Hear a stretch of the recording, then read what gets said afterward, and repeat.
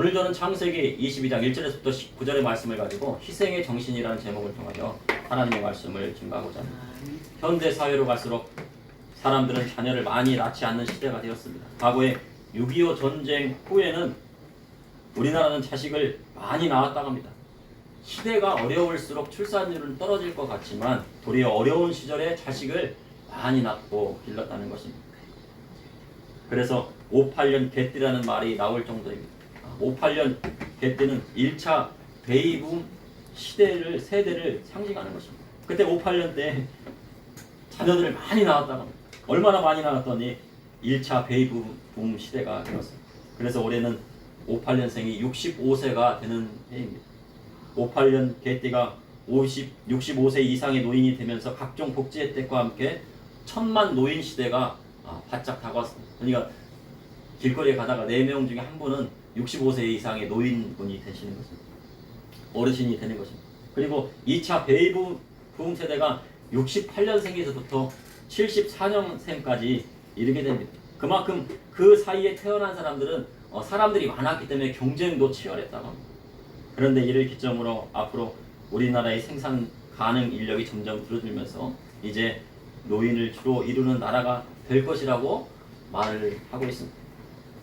50년대, 60년대 6.25로 황폐해진 나라의 대통령이 나라를 다시 일으키기 위해 많은 노력을 했다고 합니다. 나라가 어려운 가운데 모두 반대를 하는데 경부고속도로를 풀었다고 합니다. 그것은 거의 불가능한 일이었다고 합니다. 반대를 많이 했지만 그러나 경부고속도로를 풀었습니다. 그리고 나무 한 그루가 없어서 산에는 붉은 산이었다고 합니다. 그 시 중에서는 우리나라의 붉은 산을 바라보니 그렇게 시가 나오는데 왜 붉은 산이야 했더니 나무가 하나도 없었다고 합니다. 다 민둥산이었다고 합니다. 그런데 나무를 심어 우리 강산을 푸르게 만들었습니다. 당시 산림학자들은 세계 선진국은 모두 산에 나무가 가득하다는 것에 초점을 맞췄습니다. 선진국을 보니까 산에 모두 나무가 가득하더라 하는 것입니다. 그러니 나무를 심어서 산을 푸르게 만들어야 선진국이 되겠구나 하는 것입니다. 그러니 못 사는 나라는 산이 황폐하다고 합니다. 지금 북한만 보면은요, 저기 통밀 정반대에서 다 망해한 걸 보면 북한 산은 민둥산입니다. 나무 한 그루가 없어요. 그런데 우리나라 남쪽 땅을 보면은 나무가 그렇게 풍성합니다. 그러니 이번에 비가 많이 오면 어떻게 돼요? 아무리 농작물을 심어도요, 그냥 수해가 나가서 다 떠내려가는 것입니다. 일제감정기에 일본이 동아시아 전쟁과 태평양 전쟁을 하면서 우리나라의 나무를 모두 베어갔습니다. 그리고 6.25 전쟁을 거치면서 남아있는 나무마저 사라지고 땔감이 없으니 사람들이 산에 가서 나무를 베어갔습니다. 그런데 그런 가운데 박정희 대통령이 나라의 녹화 사업을 위해 나무를 심고 새마운동을 하고 그리고 정책적으로 그린벨트를 지정했습니다. 여기는 나무를 벨 수 없는 산을 만든 겁니다. 그러니 사람들이 이제 나무를 베지 않기 시작했습니다. 훼손되지 않았습니다. 그리고 나무 대신에 이제 석탄이나 석유 같은 거를 연료로 쓰게 했습니다. 그래서 지금의 푸르른 산이 되었다고 산림학자들이 말합니다. 그리고 60년대, 70년대 일할 곳이 없어서 지금의 어르신들이 베트남에 파병 나가서요 달러를 벌어왔다고 합니다. 그때는 돈 벌 곳이 없으니까요 어디 가서 나무를 해야 돈을 벌고 일을 하려고 해도 써주는 사람이 없었습니다. 그러니 베트남에 가서 파병 나가서요 거기서 벌어온 돈으로 우리나라의 기업도 세우고 제철도 세우고 소정소도 세웠습니다. 이러한 것은 우리나라의 어르신들이 희생이 없었다면 불가능한 것입니다. 베트남 전쟁에 목숨을 내걸고 가야 했던 것입니다. 우리 교회에 이 상가에 세를 주신 분들요 보니까 베트남 파병 용사들. 그런데 우리나라의 파병 용사들은 어느 나라의 군대보다 잘 싸웠다고 합니다. 이는 6.25 전쟁 나신에 전쟁의 실전 경험이 있었기 때문입니다. 이처럼 베트남 전쟁에 참가함으로 우리나라 군대가 현대화할 수 있는 계기가 되었다고 합니다. 그러니 60년대만 해도 우리나라보다 북한이 더 잘 살았습니다. 그런데 70년대를 지나면서요 확실히 경제가 살아나기 시작했습니다. 나라의 민주화는요 그 나라가 산업화가 이루어져야 참된 민주화가 이루어진다는 못 먹고 못 살면요 그 속에서 민주화가 일어날 수가 없다고 합니다. 잘 사는 경제가 기초가 되어야지 그 다음에 민주화가 되는 것입니다. 그러한 면에서 이승만 대통령이 이 나라를 새롭게 일으키고 박정희 대통령이 그 뒤를 이어 나라의 근간을 마련했다는 것에 대해서는 의견이 없다고 사람들이 말합니다. 그리고 이를 뒷받침하고 희생한 나라의 국민이 있었기 때문에, 어르신들이 있었기 때문에 이 나라가 바로 설 수 있었어요. IMF 시절에 나라가 막 망하게 됐습니다. 경제적으로 나라가 망하고 파탄하니까 우리 국민들이 어떻게 했습니까? 어르신들이요, 자기에 있던 폐물들 다 모아가고요, 반지도 뽑아가지고, 그다음에 목걸이도 해가지고 다 모아가지고 금목으로 나라를 살렸습니다. 그만큼 우리나라는 국민들이 이 나라를 사랑합니다. 가정도 마찬가지입니다. 가장의 희생이 없이는 그 가정이 온전히 설 수가 없습니다. 또한 부모의 희생 없이는 자녀가 올바로 성장할 수 없는 것입니다. 교회도 마찬가지입니다. 교회 목회자의 희생이 없이는 교회가 올바로 세워질 수가 없고, 성도의 헌신이 없이는 그리스도의 몸된 교회가 유지될 수 없다는 것입니다. 오늘 본문을 보니 아브라함의 희생의 정신이 나옵니다. 아브라함은 자기가 가장 아끼는 독자 이삭을 하나님 앞에 번제로 드려야 했습니다. 이를 통해 이 시대를 살아가는 저와 우리 성도님들에게 하시는 하나님의 말씀은 무엇인지 여러분과 함께 나누고자 합니다. 첫째, 희생의 정신으로 하나님 앞에 믿음으로 순종할 때 하나님의 축복이 오게 되는 것입니다.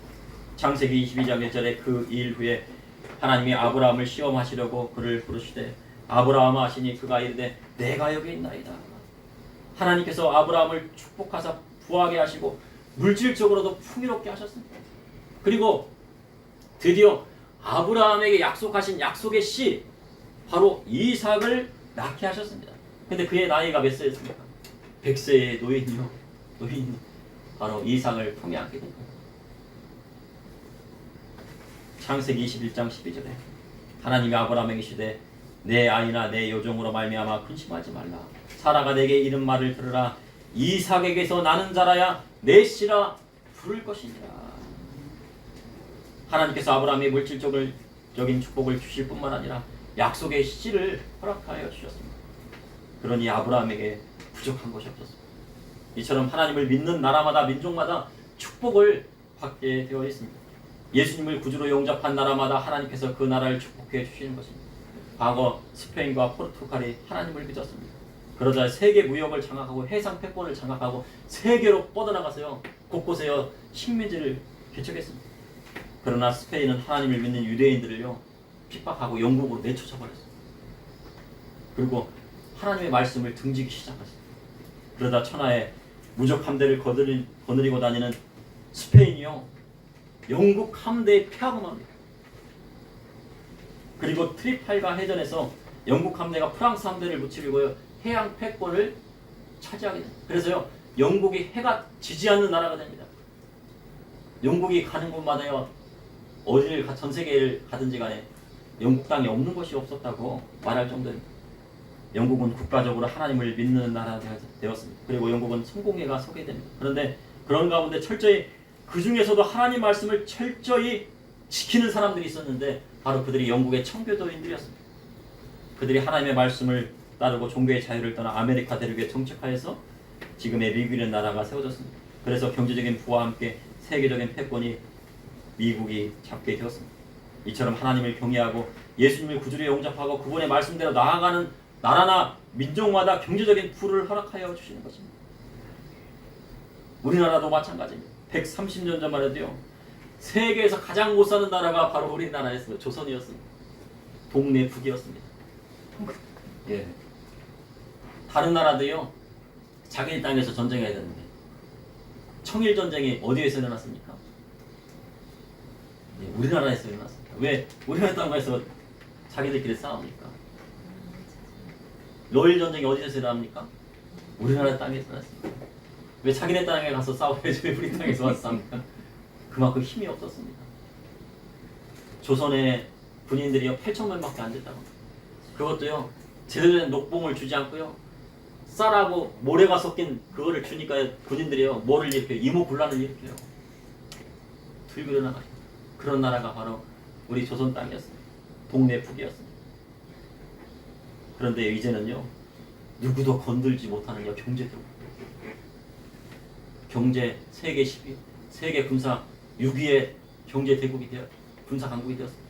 그래서 곳곳에 무기를 팝니다. 지금 비행기도 팔고 자주포도 팔고 탱크도 팔고. 이처럼 하나님을 믿게 되면 어떻게 됩니까? 사람들이 똑똑하게 됩니다.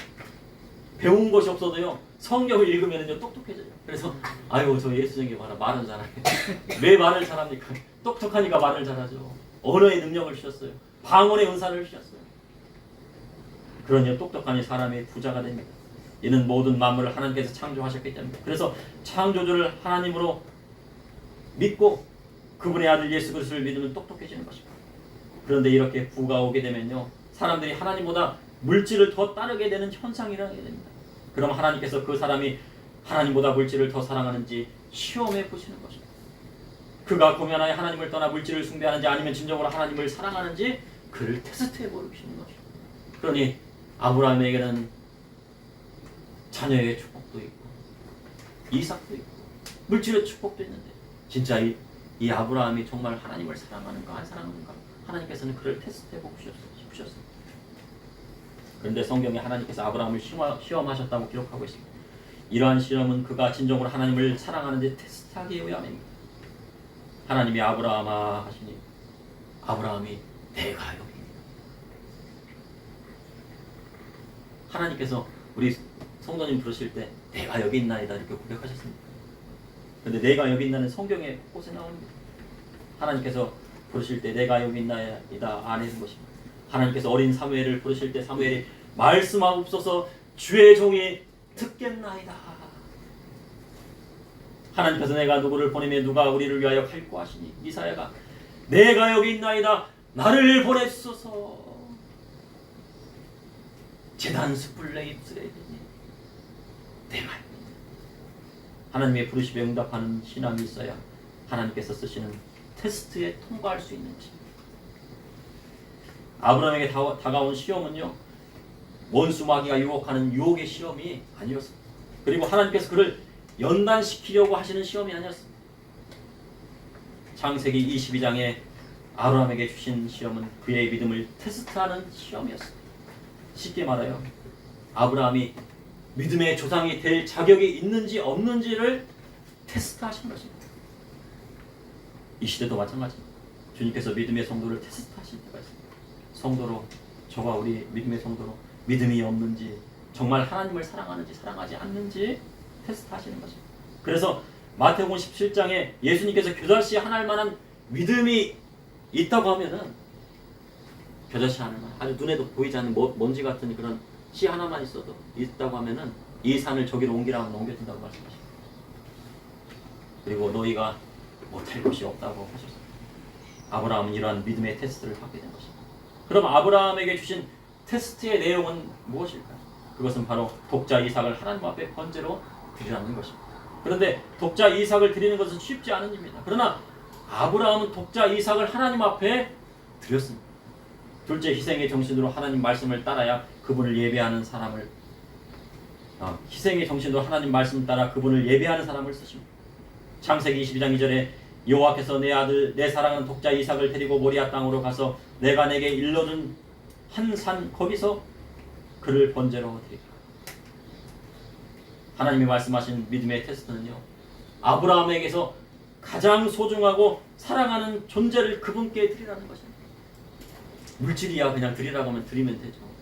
물질이 없으면 나중에 어떻게 됩니까? 나중에 정말 열심히 일해서 또 돈을 벌면 되지만 100세에 낳은 아들을 드리면 어떻게 됩니까?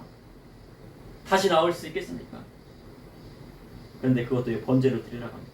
번제라는 것은요 양을 어떻게 번제를 드릴 때는 어떻게 드려야 됩니까? 자기가 직접 어린 양을 잡아갖고요 그 양을 각을 떠야 돼요. 이렇게 각을 떠가지고 그걸 제사장한테 드리면은 그거를 제사장이 번제라는 게에 올려서 태워. 그것도 번제로 드리라고. 그 독자가 바로 이삭이었습니다. 하나님께서는 사라의 여종 하갈에게서 낳은 이스마엘을 약속의 자손이라 하지 않으셨습니다. 오직 사라를 통하여 낳은 이삭에게서 난 자라야 메시라고 부르신 것입니다.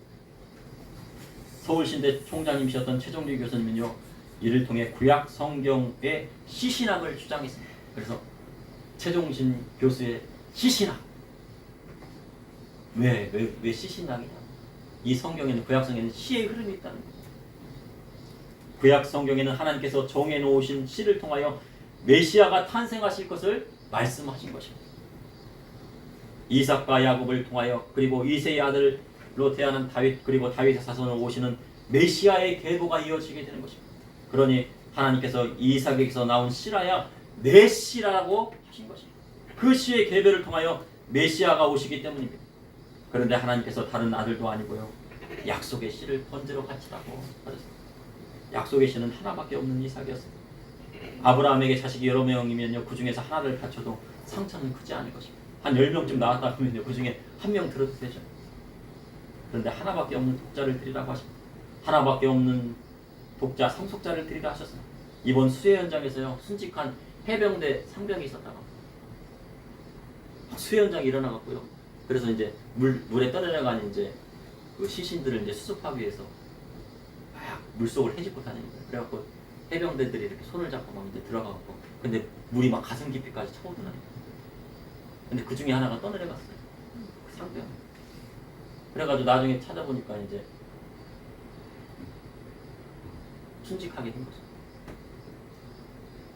그런데 그 어머니가 얼마나 우는지. 근데 그 아들은요, 그 집안에서 하나밖에 외동 아들이었다고. 해병대 가지 말라고 그랬더니 해병대 가고 싶어가지고 해병대를 지원했어요. 그리고요, 얼마나 어렵게 자식을 얻었는데 시험관 시술을 10번 끝에 얻은 자식이라고. 9번 실패했는데 10번째 낳은 아들이. 그러니 자식을 잃은 부모의 고통이 얼마나 크겠습니까? 그런데 하나님께서 아브라함에게 100세에 얻은 하나밖에 없는 독자를 그것도 번제로 드리라 하셨습니다. 웬만한 사람 같으면 하나님 저는 못할 것입니다. 못합니다. 하나님 어떻게 얻은 자식인데요, 내가 하나님 그를 하나님께 드리겠습니다. 저 하나님 안 믿겠습니다. 할 수도 있습니다. 그런데 아브라함은 그 하나님 말씀에 순종했습니다. 아브라함이 아침 일찍 일어나 나귀 한 장을 쥐고 두 종과 그 아들을 데리고 번제에 쓸 나무를 챙기고요, 하나님께서 말씀하신 모리아산으로 가게 되는데, 사라에게 이야기했을까 안 했을까? 당연히 안 했죠. 왜냐하면 사라에게 이야기하면요, 사라가 어떻게 했어요? 우리 갈라서자. 하나님 믿는 거 보고 필요 없어. 난 이삭밖에 없어. 그랬을 때 아브라함은요, 그럴까봐 말을 하지 않고 아침 일찍 챙긴 거예요. 만약 아내 사라에게 이야기를 했다면 당연히 그것을 못하게 했을 것입니다. 그러니 아브라함은 조용히 하나님의 말씀을 실행했습니다. 그렇게 3일 길을 가요. 집에서부터 가니까 저 모리아산까지 3일 길인데, 왜 3일 길입니까? 3일 길을 가야지 믿음을 테스트할. 3일 길을 걸으면서 아들하고 걸으면서요, 걸으면 어떻게 해요? 아, 이런 생각, 저런 생각, 다시 돌아갈까? 다시 집으로 돌아가면 되지. 아니야, 가야 돼. 아니야, 또 돌아가자. 그거를 며칠 동안 하는 거예요? 3일길 동안 내내 한 거예요. 그리고 3일길에 다다라서 아브라함이 눈을 들어 보니까 멀리 모리아산이 보입니다. 이 모리아산은 예루살렘 북동쪽에 있는데, 나중에 이 모리아산, 이삭을 드렸던 그 곳이 바로 예루살렘의 성전이 들어서는 곳이에요. 예루살렘에 이제 성지순례에 가시면 그 황금돔이 있다고 해요. 저는 이제 가보지 못했지만. 그리고 옆에 이제 흑색돔이 있는데, 이슬람 사람들이 이 황금돔이 그 모리아산에 이삭을 드린. 근데 이제 이슬람 사람들은 이스마엘을 드렸다고 잘못 주장을 해요. 근데 이제 이 황금돔이 아니고 흑색돔이 그 위치가 바로 이삭을 드렸던 그 제단이라고 합니다. 산 밑에 도착하여 종들에게 너희는 나귀와 함께 기다리라고 하고, 내가 아이와 함께 저기 가서 예배하고 우리가 너에게로 돌아오리라 합니다. 아브라함은 종들과 이삭과 함께, 종들에게요, 이삭과 함께 하나님을 예배하러 간다고 말했습니다. 구약 성경에 최초로 예배라는 단어가 나온 곳이 바로 이곳입니다. 바로 아브라함은 하나님을 예배하러 간 것이에요. 그래서요, 예배라는 것은요, 자신의 시간을 드리는 거예요. 자신의 물질을 들여 하나님 앞에 나아가는 것입니다. 이러한 희생이 없이는요, 하나님 앞에 참된 예배가 될 수 없습니다. 그런데 그렇게 자신의 것을 희생하여 하나님을 예배하는 자를 하나님께서 쓰시겠다고 말씀하신 것입니다. 아브라함이 번제에 쓸 나무를 아들에게 지게 하고요, 자기는 불과 칼을 손에 들고 합니다. 횃불 하나 들고 칼을 하나 들고. 번제에 쓸 나무는 누가 베라고 해요? 아들이 베었어요. 그러니까 아들이 나이가 어느 정도 됐겠습니까? 제 생각에는 한 성인이 지나서 이제 14살이나 20살 안쪽에 있는 그런 아이였을 거예요. 그러자 이삭이 아버지께 묻습니다. 아버지, 불과 나무는 있는데 번제할 어린 양은 어디 있나이까?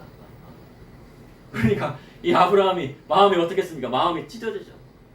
하나님과 배드려야 돼. 그런데 아브라함의 믿음은 대단합니다. 창세기 22장 8절에 아브라함이 이르되 내 아들아 번제할 어린 양은 하나님이 자기를 위하여 친히 준비하시리라 하고 나아갔다. 아브라함 미리 알고 있었을 때고 하나님께서 어린 양을 친히 준비하실 것이라는 것을, 그리고 만약 이삭을 번제로 드린다 할지라도 하나님께서 죽은 이삭을 다시 살리는 부활의 신앙이 있었을 것이라고 저는 생각합니다. 아브라함이 하나님께서 일러주신 곳에 이르러 그곳에 제단을 쌓고 나무를 쪼개놓은 곳을 진을 해놓고 그의 아들 이삭을 결박하고 제단 나무 위에 놓고요, 손을 내밀어 칼을 들고요, 그 아들을 잡으려고 그런.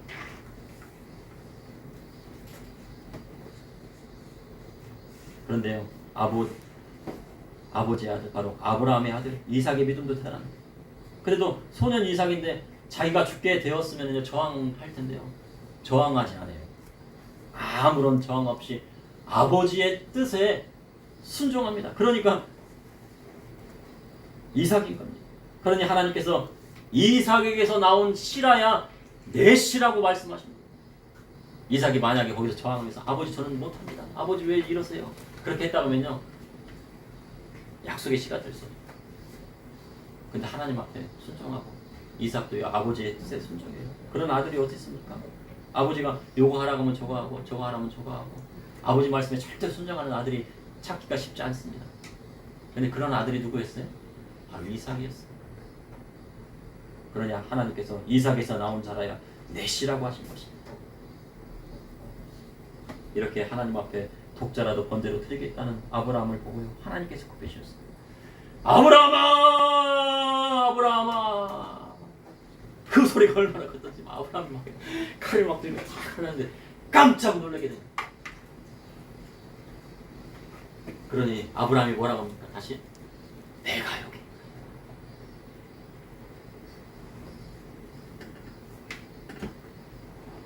하나님 앞에 진심으로 예배하면요, 예배를 받으시는 하나님이 급해지십니다. 누가 급하세요? 하나님을 막 찬양하고 막 그러는데 숨이 끊어질 정도로 막 그냥 하나님을 찬양했대요. 그 다음에 하나님께서 급하세요. 하나님께서 일하시기 시작합니다. 왜 급하십니까? 하나님께서요 그에게 영과 진정으로 예배드린 자에게 축복 주시기 위해서 급하신 거예요. 마음이 급하신 거예요. 성도의 마음이 급한 게 아니고 제 마음이 급한 것이 아니고 하나님 마음이 급해져야지 하나님이 축복받는 거예요. 그래야지요 질병도 치료받게 돼요. 아이고 안 되겠다, 내가 치료를 해줘야지.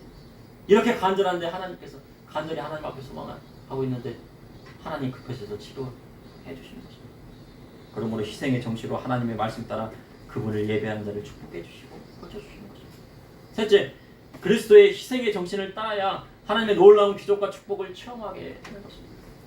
아브라함이 칼을 들어 이삭을 하나님 앞에 번제로 드리려 하자 하나님의 사자가 그 아이에게 손대지 말라, 그에게 아무 일도 하지 말라, 내가 내 아들 내 독자까지도 내게 아끼지 아니하였으니 내가 이제야 내가 하나님을 경외하는 줄을 알았노라. 내가 이제야 내가 하나님을 경외하는 줄을 알았노라. 아브라함이 눈을 들어 주위를 살펴보니 순양 하나가 숲에 뿔에 걸려 있는 거예요.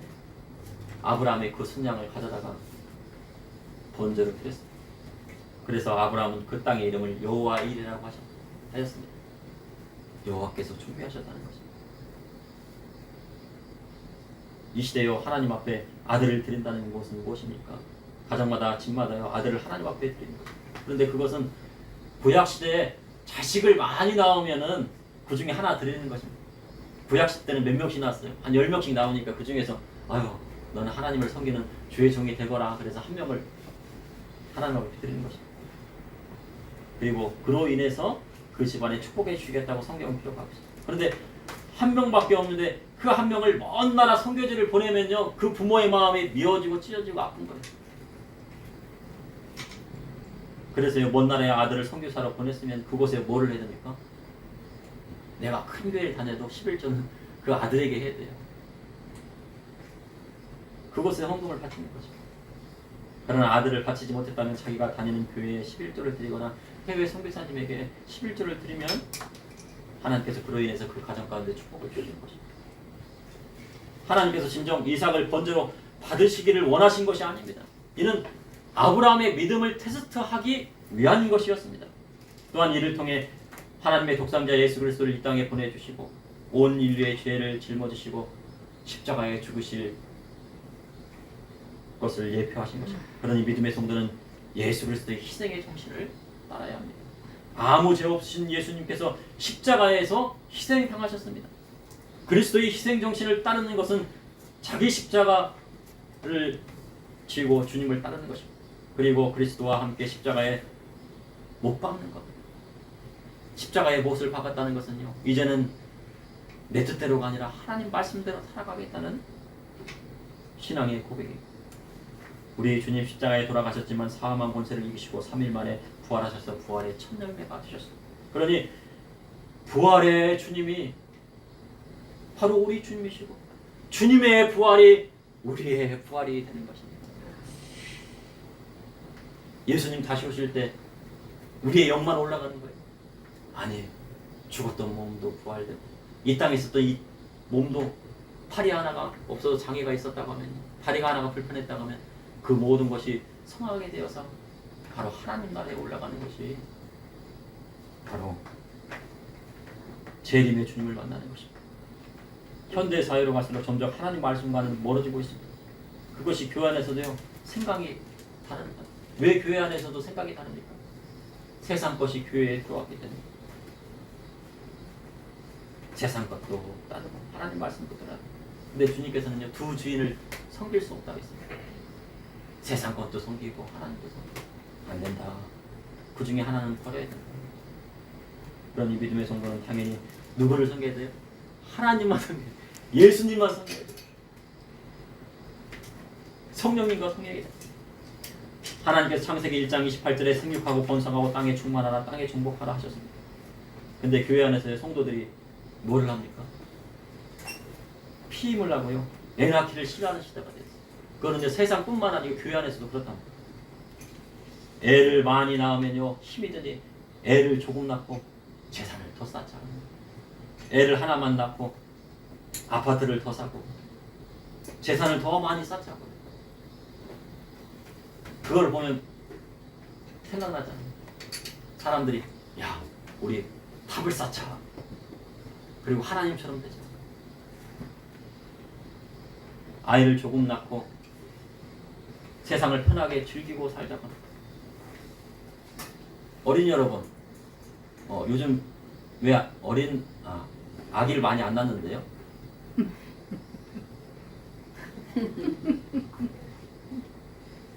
몰라요? 모르지. 몰라요.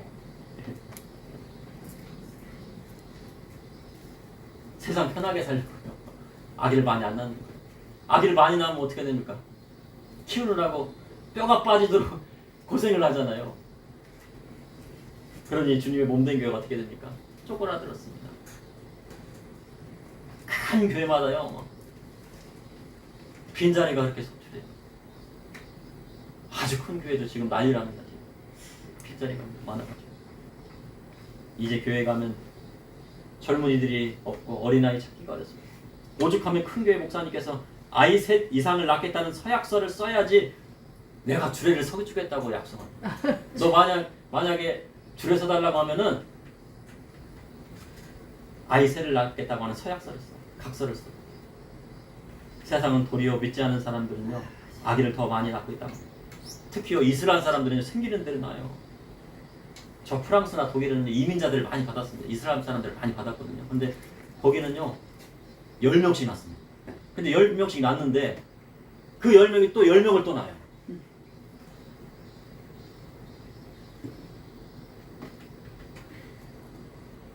우리나라에 들어온 재외 동포를 포함한 외국인 근로자 수가 벌써 100만 명이 넘었습니다. 그러니 이 세상이 어떻게 되겠습니까? 민주주의 사회는요, 숫자가 적으면은 그만큼 힘이 없는 거죠. 교회도요, 숫자가 적으면은요, 교회가 쪼그라들고 교회가 이제 다니는 성도들이 없고 사람이 없으면 어떻게 돼요? 교회가 힘이 없어요. 사회에서 발언권이 없어요. 국회에서 하나님께서 원하시지 않는 법을, 악법을 만들어 낸다고 해도요, 교회가 쪼그라들고 그곳에 표가 없으면요, 힘이 없습니다. 그것을 막을 길이 없는 거예요. 이 시대는 하나님 말씀대로 자녀를 양육하고 그들이 앞으로 이 나라를 이끌어가게 하고 하나님 말씀대로 법을 만들고 세상을 이끌어가도록 가르치고 교육해야 됩니다. 최근요 뉴스에서 교육계가 교권이 추락했다고 막 난립니다.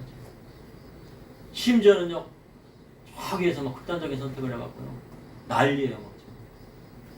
어떻게 그런 일이 있을까? 그래요. 교사들이 막 나와가지고 안 된다. 교권을 회복해야 된다. 왜 이렇게 교육계가 이렇게 되느냐? 선생님들의 권위가 떨어졌다. 왜 그런 겁니까? 이는요 교육을 제대로 안 시켜. 예, 교육이 제대로 안 됐기 때문에. 그리고 또 한 가지는 뭐냐면 진정한 스승 찾기가 어렵기 때문에. 교육이 교육으로서의 역할을 하지 못한 거예요. 한국 교육이요 무너졌다는 겁니다.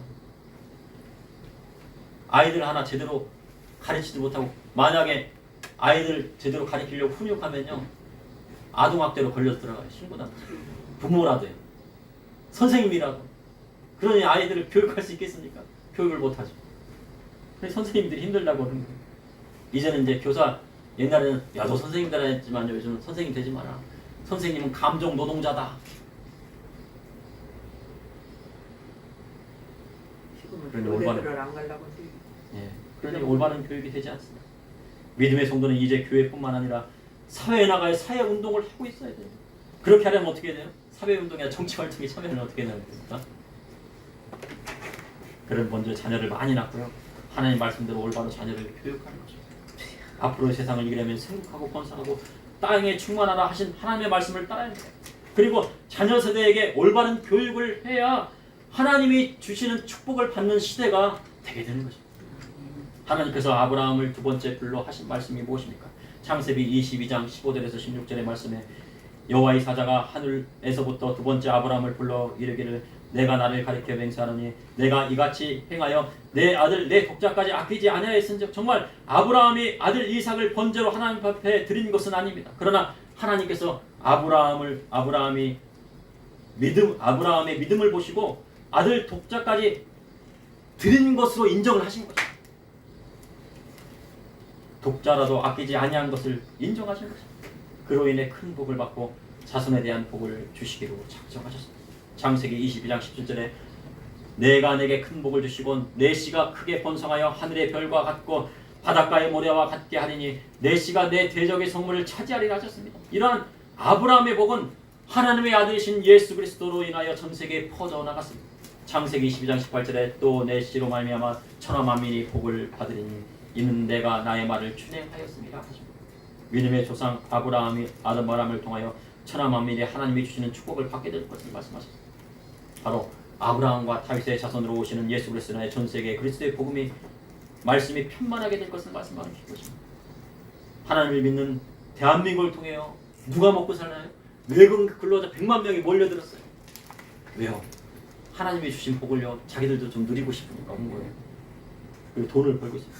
그리고 그 중에서 예수님 믿지 않는 사람들이 주님을 영접하고 다시 고향 땅으로 돌아가서 선교를 하고 있다고 합니다. 이로써 전 세계에 선교의 효과가 나타납니다. 이는 한국교회를 일으키고 선교한 선교사님들과 성도님들의 눈물 어린 기도가 있었기 때문입니다. 이를 통해 전 세계에 하나님이 주시는 축복을 받게 될 것입니다. 그러니 이제 믿음의 성도는 철저히 그리스도의 복음의 말씀대로 돌아가야 하는 것입니다. 그러므로 희생의 정신으로 하나님 앞에 믿음으로 순종할 때 축복을 받습니다. 그리고 희생의 정신으로 하나님의 말씀을 따라 그분을 예배하는 자를 쓰십니다. 또한 그리스도의 희생의 정신을 따라야 하나님의 놀라운 기적과 축복을 체험하게 되는 것입니다. 이는 전 세계로 그리스도의 복음이 증거되는 일을 말씀하고 있는 것입니다. 잠시 기도하시겠습니다. 사랑해 주님, 오늘도 감사합니다. 아브라함이 독자 이삭을 아끼지 아니하였던 것처럼 아버지 하나님, 우리의 인생을 하나님 앞에 드리기를 원합니다. 하나님, 또한 우리의 자녀들을 하나님 앞에 드리기를 원합니다. 아버지 하나님, 우리 성도님들의 가정 가운데 축복하여 주시고 하나님의 놀라운 기적과 축복이 이루어지게 하여 주시고 우리의 성도님들의 가정이 세상과 구별되어 하나님 말씀대로 나아가는 가정이 되게 하여 주시고 세상의 악한 것을 따르지 아니하고 아버지여, 세상에 나아가 하나님의 법으로 세상의 법을 만들고 하나님의 말씀으로 세상을 다스리고 통치하며 나아가는 통치자들이 나올 수 있는 우리 성도님들의 가정이 되게 하여 주시옵소서. 그리하여서 이 땅에 하나님 나라가 이루어지게 하여 주시고 전 세계가 그리스도의 복음으로 평만하게 하여 주시옵소서. 예수님 이름으로 기도합니다.